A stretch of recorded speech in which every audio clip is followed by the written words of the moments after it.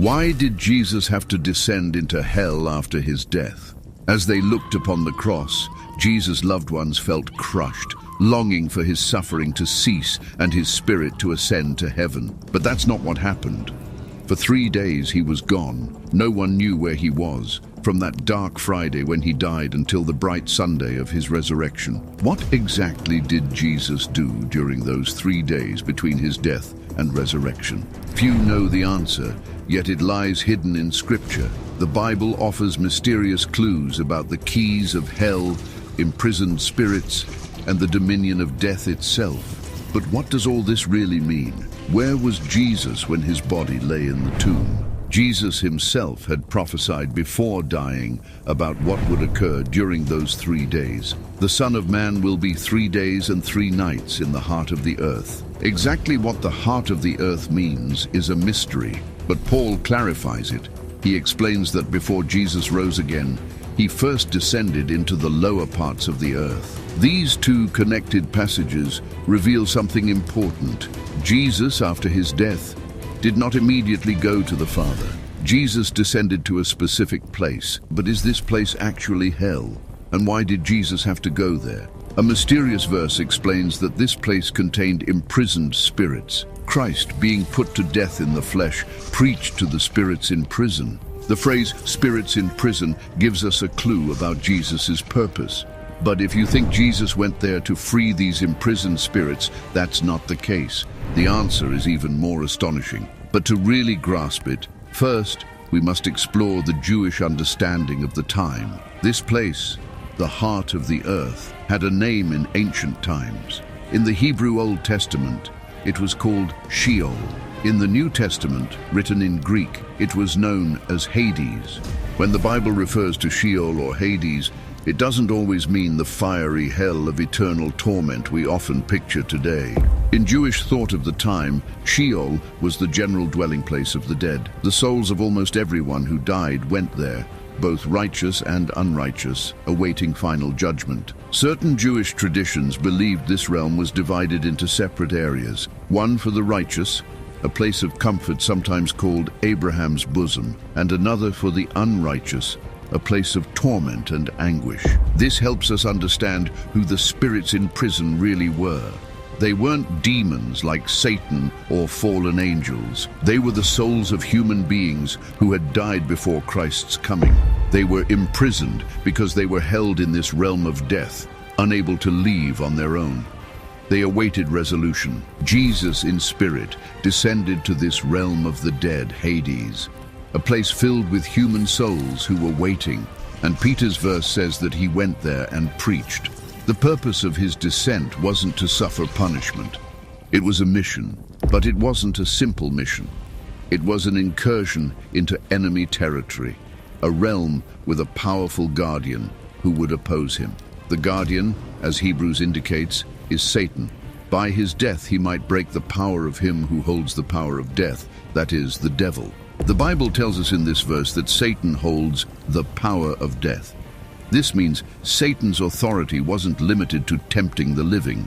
His power extended into the destiny of people even after death. He had authority over this realm and kept souls imprisoned under death's power.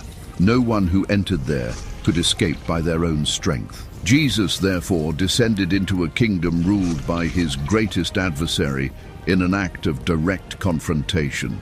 And here is where another crucial clue appears. In the book of Revelation, the resurrected Jesus himself declares his victory with decisive words.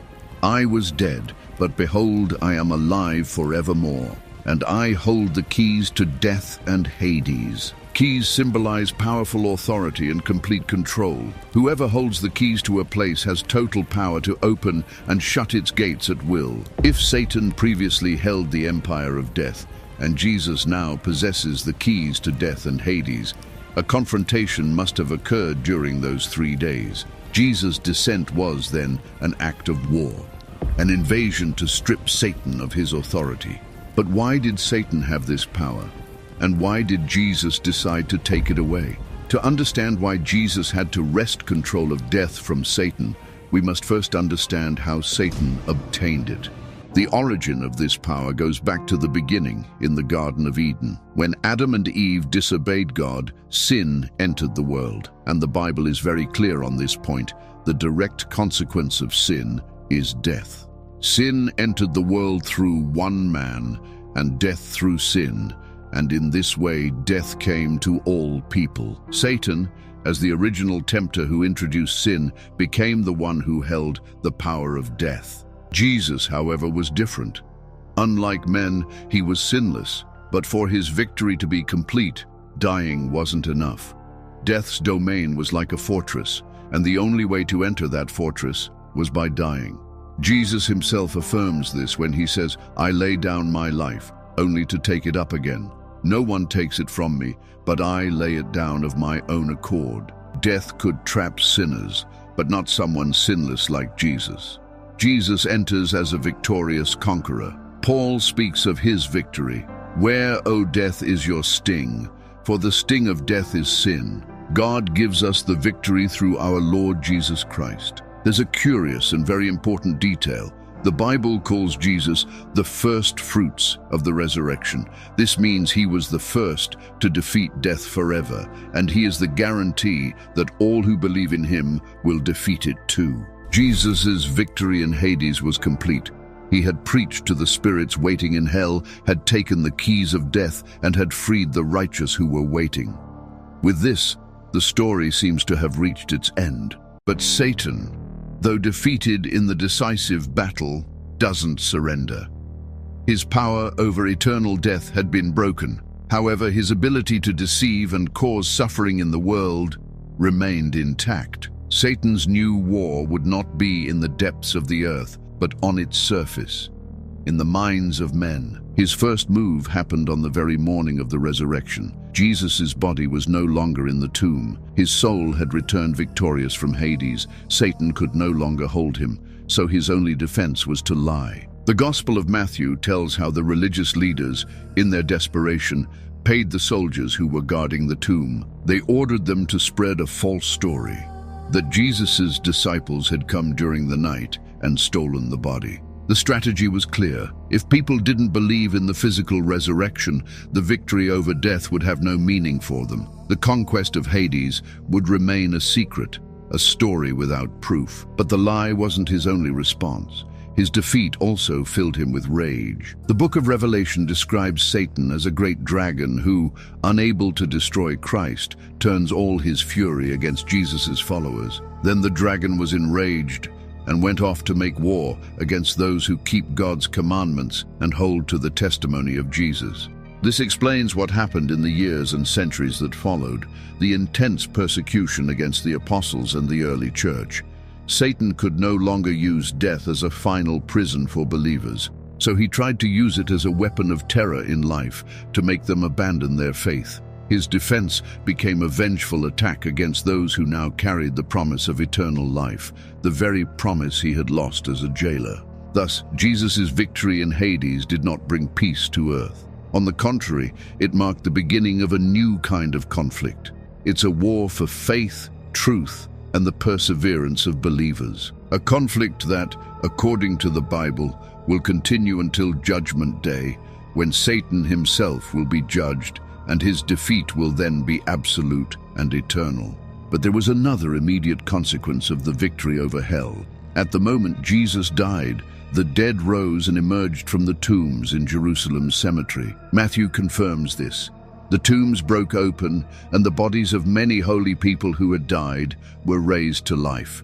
They came out of the tombs after Jesus' resurrection and went into the holy city and appeared to many people. Jesus' descent into the realm of death is not just an isolated interpretation. In fact, it was so important that it was included in one of Christianity's oldest and most respected texts, the Apostles' Creed. The Apostles' Creed is not a book of the Bible. It's a summary, a very ancient declaration of faith. Its earliest origin can be traced to Rome around the 2nd century. These were the words a person had to publicly declare to demonstrate their faith before being baptized. Its purpose was clear: to define the essentials of faith in a brief and direct way. and also to protect the church from early false teachings, which often denied that Jesus was a real man who had truly been born, suffered, and died. But here's an interesting detail about its name. It's called the Apostles' Creed, not because they wrote it together. Its name comes from a very popular ancient legend. It was said that each of the 12 apostles had contributed one of the phrases of the creed before dispersing throughout the world. Although today we know this isn't historically accurate, the name stuck. It reflects that its content is based on the fundamental teachings that the apostles passed down. This creed, still recited by millions of Christians today, tells the story of salvation. And at the center of the narrative, we find a very clear statement about what Jesus did after dying. The creed states, Jesus was crucified, dead and buried.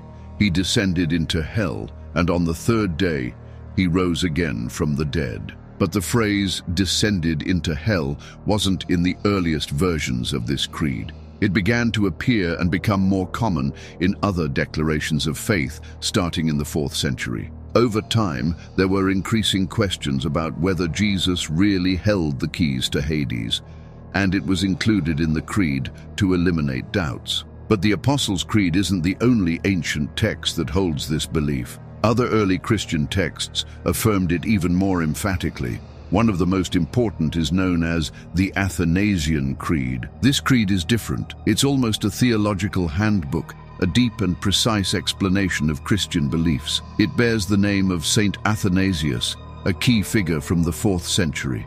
Athanasius was the Bishop of Alexandria and the strongest defender of Christian faith against a widespread and dangerous idea of his time, Arianism. This teaching claimed that Jesus wasn't truly God in the same sense as the Father, but rather a created being. Athanasius fought his entire life to defend Christ's full divinity. That's why the creed bearing his name is so important. It was formulated as a powerful and detailed defense against these false teachings, defining with complete clarity the faith in the Trinity and in Christ's dual nature, both divine and human. And in this creed, it states clearly about Jesus. He suffered for our salvation, descended into hell, and on the third day rose again from the dead. But there's another ancient Christian story that describes Jesus' descent. It's a very popular ancient text known as the Gospel of Nicodemus. It's considered apocryphal, but was immensely influential and respected throughout the Middle Ages. The second part of the Gospel doesn't just say that Jesus descended into Hades. It narrates with epic detail how it happened. This story describes how a great light burst into the darkness of the realm of the dead, filling Satan and all of Hades with panic. It tells how Jesus, with a voice like thunder, commands the gates to open. And when they don't obey, he shatters them. The account describes Jesus binding Satan and then extending his hand to Adam, the first man. He lifts him up and leads him out of the darkness. And behind him emerges a grand procession. All the patriarchs, prophets, and righteous ones of the Old Testament who had been waiting for his arrival in Abraham's bosom. Abraham's bosom was a special section of Hades. The idea comes from a parable that Jesus himself told, the one about the rich man and the beggar Lazarus. In the story, the righteous Lazarus, upon dying, is carried by angels to Abraham's bosom, a place of honor and rest beside the great patriarch. The rich man, however, is in a place of torment. A curious detail the parable mentions is that a great chasm separated both places. No one could pass from one side to the other. The righteous were safe and at peace, but they remained in the realm of the dead. They were waiting, and in this place of waiting, there were no strangers. The great figures from all of Israel's history were there: Adam, Noah, Abraham, Isaac, and Jacob. King David, the prophet Isaiah, John the Baptist, and all the saints and prophets who had died trusting in God's promises. They had lived and died in faith, but the final door to heaven was not yet open. They waited, some for centuries, for the Messiah's arrival, the promised deliverer who would finally lead them out. But something happened on the cross that seems to contradict everything we've said so far. This is one of the arguments experts use to dispute that Jesus descended into Hades. One of the thieves crucified next to Jesus repented before dying. Jesus made an incredible promise to him. "Truly I tell you, today you will be with me in paradise." This raises an important question. If Jesus' spirit descended into Hades, how could he be in paradise with the thief that same day? The key lies in the fact that, for Jewish thought of that time, the word paradise was also used to refer to Abraham's bosom, that is, the peaceful section within Hades where the righteous waited. It was a paradise compared to the zone of torment, an oasis of peace in the midst of death's domain. Jesus promised the thief that their souls would meet that very day in the place of peace for the righteous dead. And the reason is because Jesus was about to descend to triumph over Hades. There's also an intriguing detail regarding the translation of this verse. The oldest Greek manuscripts of the Bible did not contain commas or punctuation marks, as these were introduced by translators centuries later. Some suggest that the phrase could be read differently. "Truly I tell you today, you will be with me in paradise." In this interpretation, today is the day Jesus makes the promise, not necessarily the day it is fulfilled. Although this isn't the most accepted interpretation, it shows how a small detail can open new avenues of understanding. Jesus' victory in Hades and his resurrection marked a turning point. With the keys in his power, Jesus became the Lord of the realm of the dead. With the keys, you can open and close cells at will, as Jesus did to free the righteous. However, this doesn't mean the prison was demolished. The structure of death and Hades as concepts still existed after Christ's resurrection. Their final destruction, according to the Bible, was reserved for the end of times. The book of Revelation describes this very clearly. It speaks of a final judgment for all humanity, known as the judgment of the Great White Throne. Before this throne, all the dead, great and small, from every era, are called to present themselves to be judged. And here, death and Hades play their last and definitive role. The text says, "The sea gave up the dead that were in it, and death and Hades gave up the dead that were in them, and each person was judged according to what they had done." At this moment, death and Hades are no longer jailers. They are forced to release absolutely all their prisoners to face God's final verdict. Their purpose has ended. Once they have surrendered their last captives, the fate of death and Hades is sealed. They no longer have reason to exist. They are the last enemies to be conquered. Revelation narrates it with a powerful and definitive image. Then death and Hades were thrown into the lake of fire. This is the second death. This is the end of the story. Death itself is destroyed. It is cast into what the Bible calls the second death, a state of annihilation and final separation from God. The very concept of dying is eradicated from the new creation. Jesus' victory was a multi-phase plan. Its sting, sin, was removed at the cross. Its keys, authority, were taken during his descent and resurrection. And its very existence will finally be erased in the final judgment. Thus, in the new heaven and new earth that God promises, death will exist no more. Jesus' victory in Hades and the liberation of the righteous seems to complete his mission in hell. But were human souls the only prisoners in the underworld? The Bible hints that there were other captives, ones much older and more powerful than humans. Other New Testament letters like Jude and 2 Peter speak of this very directly. They mention angels who did not maintain their position of authority but abandoned their proper dwelling. The text says, God keeps them in darkness, bound with eternal chains for judgment on the great day. The second letter of Peter adds that God sent them to hell, putting them in chains of darkness to be held for judgment. These are not human spirits.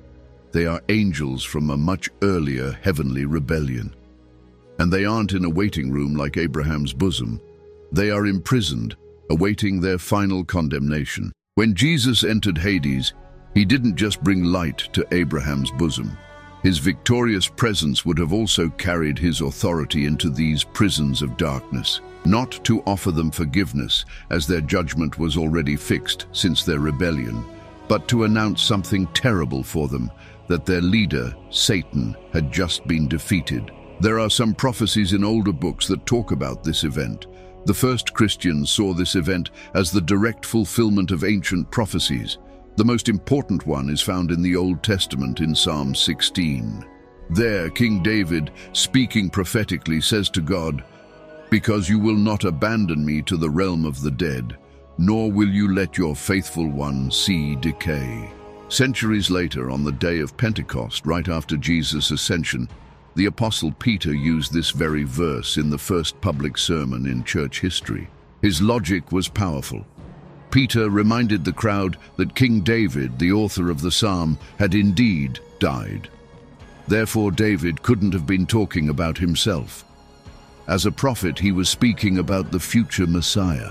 He was prophesying that the soul of the Christ would not be abandoned in Hades, and that his body would not decay because he would rise again. Peter concluded that Jesus of Nazareth was that Messiah. His resurrection was proof that this prophecy had been fulfilled. Other texts describe what happened there as a direct confrontation and a crushing victory. The Apostle Paul, in his letter to the Colossians, uses very graphic military language.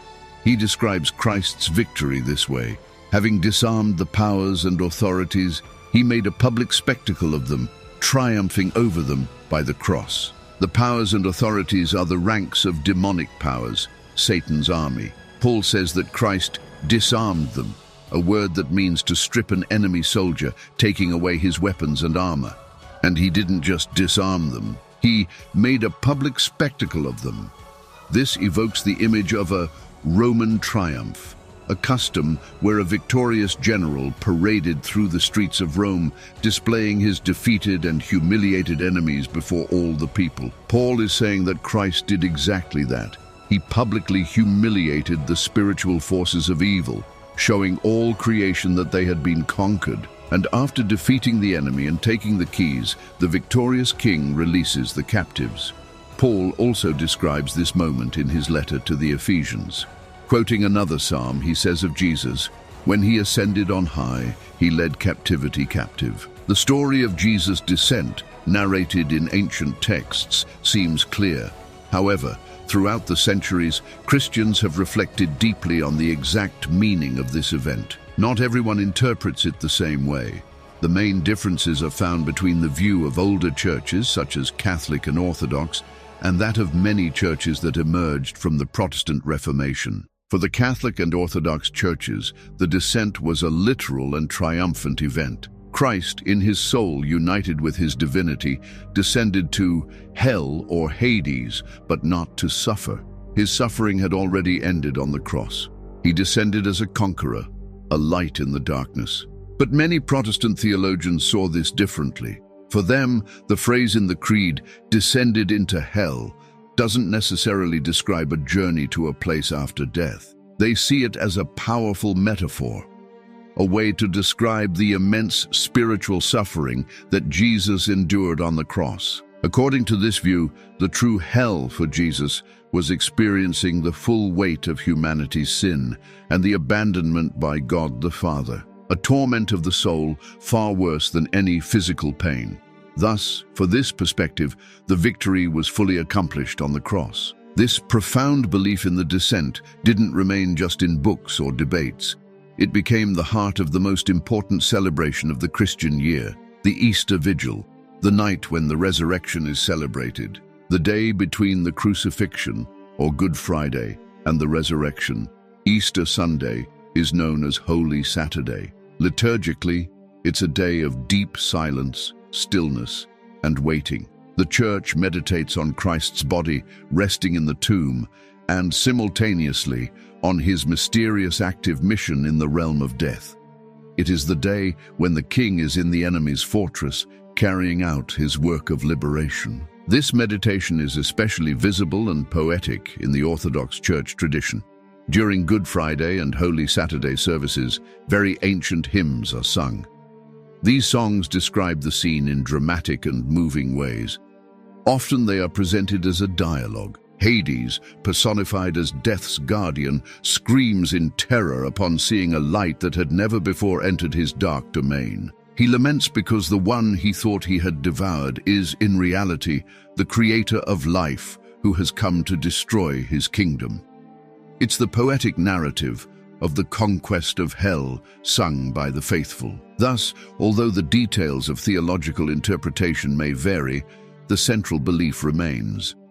From ancient creeds to hymns sung today, the Christian faith affirms that Jesus' death was not a passive end. It was the beginning of a victorious mission into the depths, whose triumph we celebrate each year in the light of the resurrection. This entire story of angels, keys, and kingdoms isn't just complex theology from the past. It has direct and profound implications for our lives today. It teaches us something crucial about resurrection. Easter morning, when the empty tomb was discovered, wasn't the beginning of Jesus' triumph. It was the public manifestation, the visible consequence of a battle already won in the depths of the spiritual realm. Just as God works when we don't see him, Jesus did the same. And this victory completely changes our relationship with death.